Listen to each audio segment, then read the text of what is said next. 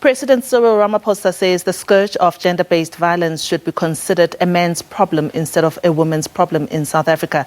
So Ramaphosa delivered the National Women's Day address in Richmond in the KwaZulu-Natal Midlands amid continuing protests on Gauteng's West Rand following brutal gang rapes of 8 women. August 9th was declared National Women's Day in South Africa in 1994 to commemorate women's struggle against oppression.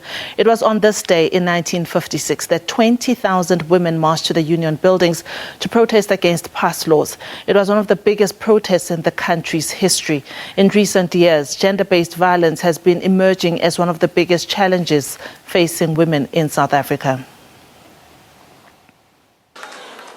Gender-based violence continues to be a stain on our celebrations today. Hardly a day goes by in South Africa without a report of women being attacked, being violated, or even being killed by men. And this cannot continue, and this has to stop. During COVID, I did say, gender-based violence and femicide has become the second pandemic that we had to deal with. The women of South Africa have had enough of being afraid. They are afraid to go anywhere. They are afraid to go out after dark. Abantu abaningi besifazane bathi asikwazi ukuphuma uma ilanga selishonile. They are afraid of being attacked in their own homes. They are afraid of being preyed on in the classroom.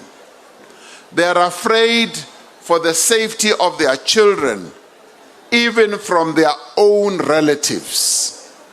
They are also afraid of being women in South Africa. A number of them have said it is a burden to be a woman in South Africa. We should not see this as a woman's problem, when it is in fact, this is in fact a problem, yamadoda. This is a man's problem.